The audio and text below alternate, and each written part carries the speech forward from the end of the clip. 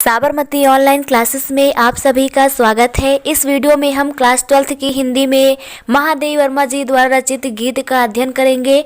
तो महादेवी वर्मा जी द्वारा रचित जो गीत खंड है यह 3 खंडों में विभक्त है, जिसमें गीत 1 है, गीत 2 है और गीत 3 है। तो जिसमें आज हम लोग गीत 1 का अध्ययन करेंगे, जिसके बोल हैं जाग तुझको दूर जाना। इस गीत में महादेवी वर्मा जी जो आलसी व्यक्ति हैं इसमें नव चेतना का संचार करती हैं और यह गीत वीर रस से भरा हुआ है। तो चलिए देखते हैं। चिर सजग आंखें उनीदी, आज कैसा व्यस्त बाना, जाग तुझको दूर जाना। महादेवी वर्मा जी इन पंक्तियों में अपने मन को, प्राण को संबोधित करती हुई कहती हैं, चिर सजग आंखें उनीदी कि हे मन, चिर सजग, चिर मतलब हमेशा से, सजग रहने वाली, आंखें उनीदी अर्थात इन्हों में नींद क्यों आ गया है। उनीदी का अर्थ है नींद क्यों घेर रखा है, अर्थात आलस्य क्यों भर गया है। तो महादेवी वर्मा जी कहती हैं, चिर सजग आंखें उनीदी कि हे मन, हमेशा से सजग रहने वाली आंखों में आज आलस्य क्यों भर गया है। आज कैसा व्यस्त बाना, आज इनमें कैसा जो बाना है अर्थात वेशभूषा है, व्यस्त का मतलब है अस्त व्यस्त है। आज इन आँखों में आलस्य क्यों भरा है और इनका जो वेशभूषा है वो भी अस्त व्यस्त क्यों है। जाग तुझको दूर जाना, हे मन जाग, क्योंकि लक्ष्य प्राप्ति के पथ पर तुझे दूर जाना है, अपने लक्ष्य को प्राप्त करना है। आगे देखते हैं। अचल हिमगिर के हृदय में आज चाहे कंप हो ले, या प्रलय के आंसुओं में मौन अलसित व्योम रोले। महादेवी वर्मा जी कहती हैं कि अचल हिमगिर के हृदय में आज चाहे कंप हो ले। अचल अर्थात स्थिर, हिमगिर जो हिमालय पर्वत है। हिमगिर का तात्पर्य क्या है, हिमालय पर्वत, कि आज चाहे जो स्थिर हिमालय पर्वत है इसके हृदय में कंप हो ले अर्थात यह कंपित हो जाए। कह रही हैं कि हे मन, आज चाहे हिमालय का हृदय जो है वो भी कंपित हो जाए, या प्रलय के आंसुओं में मौन अलसित व्योम रोले। मौन अर्थात स्थिर, अलसित अलसाया हुआ, व्योम माने आकाश। महादेवी वर्मा कहती हैं कि चाहे आज यह अलसित मौन आकाश ही प्रलय के आंसुओं में अर्थात प्रलय रूपी वर्षा करने लगे, चाहे इस आकाश से आज प्रलय रूपी वर्षा ही हो जाए।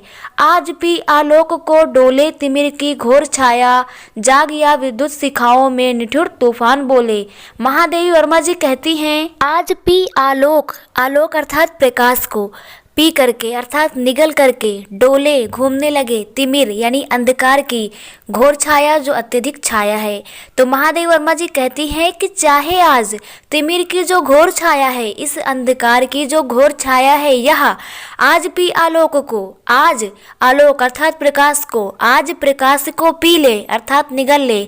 महादेवी वर्मा जी कहती हैं कि चाहे आज इस अंधकार की घोर छाया प्रकाश को निगल ले, या फिर जाग या विद्युत शिखाओं में निफुर तूफान बोले, या फिर इन विद्युत शिखाओं में अर्थात कड़कती हुई बिजली में निठुर तूफान बोले अर्थात तूफान ही आ जाए। तो महादेवी वर्मा जी कहती हैं कि चाहे कड़कती हुई बिजली में आज तूफान आ जाए, पर तुझे है नास पथ पर चिन्ह अपने छोड़ जाना। पर तुझे, पर कह रही है हे मन, तुझे इस नास पथ पर अर्थात इस नासवान संसार में चिन्ह अपने छोड़ जाना, अपने पद चिन्हों को छोड़ जाना है, यानी अपने अस्तित्व को बनाए रखना है। इसलिए हे मन जाग तुझको दूर जाना, इसलिए हे मन जाग जाओ, तुम्हें अपने लक्ष्य प्राप्ति के पथ पर अभी दूर जाना है। तो एक बार फिर से इस पूरे पद्यांश का अर्थ देख लेते हैं। अचल हिमगिर के हृदय में आज चाहे कंप हो ले।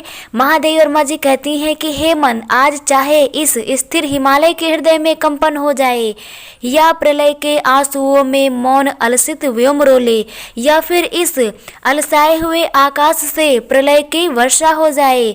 आज भी आलोक को डोले तिमिर की घोर छाया, या फिर आज इस अंधकार की जो घोर छाया है यह प्रकाश को ही निगल जाए, या फिर जाग या विद्युत शिखाओं में निठुर तूफान बोले, या फिर कड़कती हुई बिजली में निठुर तूफान ही क्यों न आ जाए।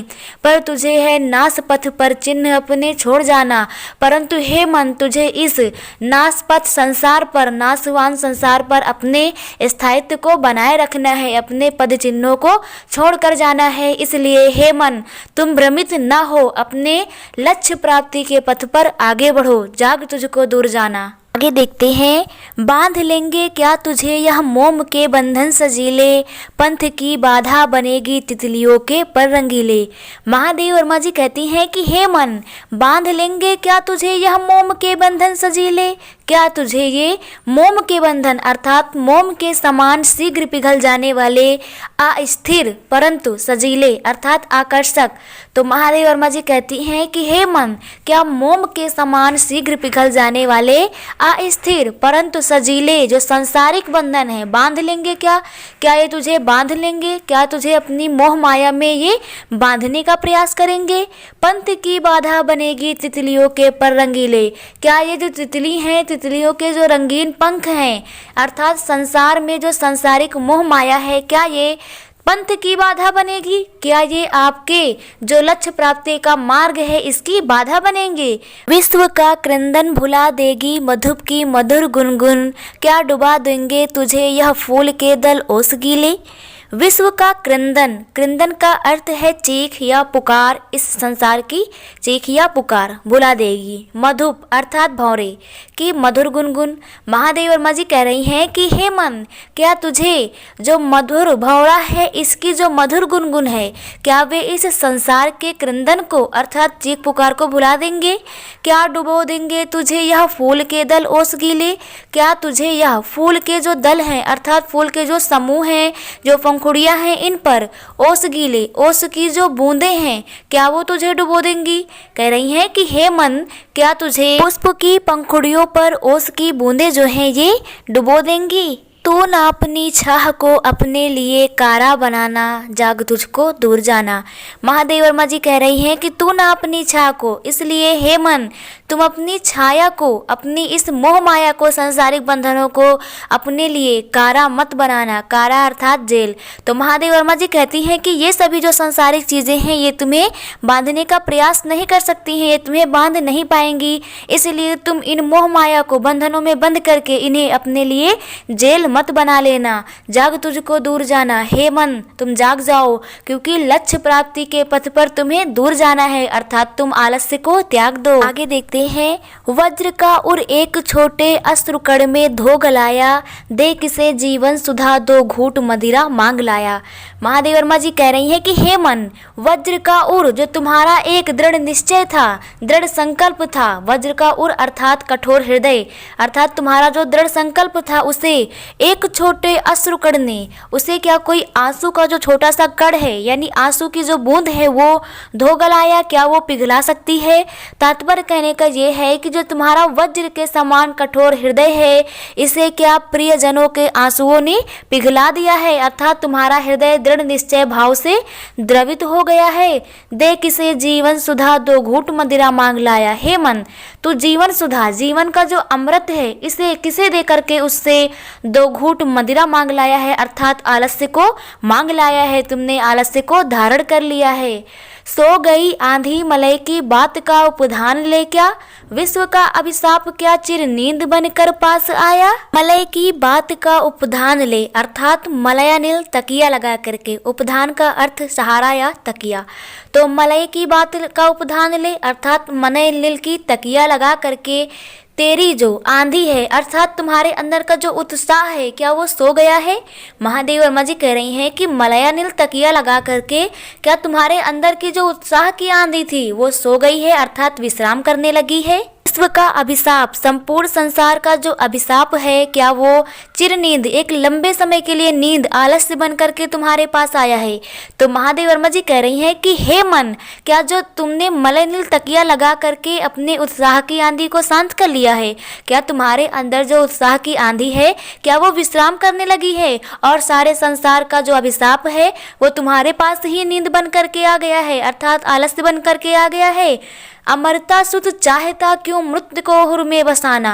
अमरता सुत अर्थात अमृत पुत्र, हे अमृत पुत्र मन तुम अपने हृदय में, उर का तात्पर्य हृदय, तुम अपने हृदय में मृत्यु को क्यों बसाना चाहते हो अर्थात जो मन है वह अविनाशी है, परमात्मा का ही अंश है। जाग तुझको दूर जाना, हे मन तुम जागृत हो जाओ क्योंकि लक्ष्य प्राप्ति के पथ पर तुम्हें दूर जाना है, तुम्हें अपने लक्ष्य को प्राप्त करना है। आगे देखते हैं, कहे न ठंडी सांस में अब भूल वह जलती कहानी, आग हो उर्मे तभी दुग में सजेगा आज पानी।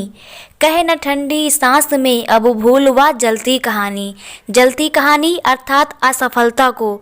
कहे न ठंडी सांस अर्थात ठंडी सांस से तात्पर्य यहाँ पर रोने से है।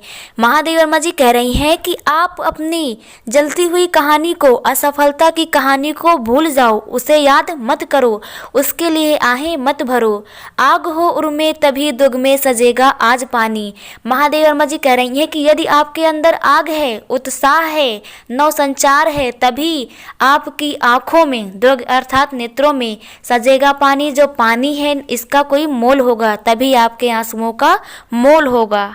हार भी तेरी बनेगी मननी जय का पताका, तब तो तुम्हारी हार है वह भी जय का पताका अर्थात विजय का एक झंडा बन जाएगा। यानी कि तुम्हारी हार में भी तुम्हारी जीत होगी, क्योंकि राख छड़िक पतंग की है अमर दीपक की निशानी, है तुझे अंगार सैया पर मृदुल कलियां बिछाना। राख छड़िक पतंग, पतंग अर्थात कीट। जिस प्रकार से जो कीट होता है, पतंग होता है, वह दीपक के चारों ओर मरड़ाया करता है अर्थात अपने लक्ष्य पर अडिग रहता है। और जो पतंग है राख छड़िक यानी वो जल जाता है उसी में, उसी दीपक में जल करके वह राख हो जाता है। तभी तो उस कीट की अमर दीपक की निशानी, उस दीपक के साथ उसकी जो कहानी है वह अमर हो जाती है। उसी प्रकार से हे मन, यदि तुम लक्ष्य प्राप्ति के पथ पर असफल भी हो जाओगे तो एक प्रकार से तुम्हारी जीत ही होगी। तुम्हारा जो लक्ष्य है वो अडिग है, तुम्हें उस पर तत्पर रहना चाहिए। है तुझे अंगार सैया पर मृदुल कलियां बिछाना। हे मन, तुझे अंगार सैया पर, इस अंगार का तात्पर्य यहाँ पर मार्ग में आने वाली कठिनाइयों से है कि हे मन, तुझे लक्ष्य प्राप्ति के मार्ग पर आने वाली कठिनाइयों को मृदुल कलियां बनाना है अर्थात उन्हें सहज ढंग से सहते हुए अपने पथ पर आगे बढ़ना है। जाग तुझको दूर जाना, हे मन जागृत हो जाओ, क्योंकि लक्ष्य प्राप्ति के पथ पर तुम्हें दूर जाना है। तो आप लोगों को इसका व्याख्या क्लियर हो गया होगा। चलिए इसका काव्यगत सौंदर्य देख लेते हैं। गीत 1 जो है महादेवी वर्मा जी का जाग तुझको दूर जाना, इसमें भाषा है खड़ी बोली और इसकी शैली है गीत काव्य शैली। रस है इसमें शांत रस, छंद है गीत, अलंकार इसमें प्रयोग किया गया है उपमा और अनुप्रास अलंकार। तो महादेवी वर्मा जी का गीत आप लोगों को क्लियर हो गया होगा। Thank you.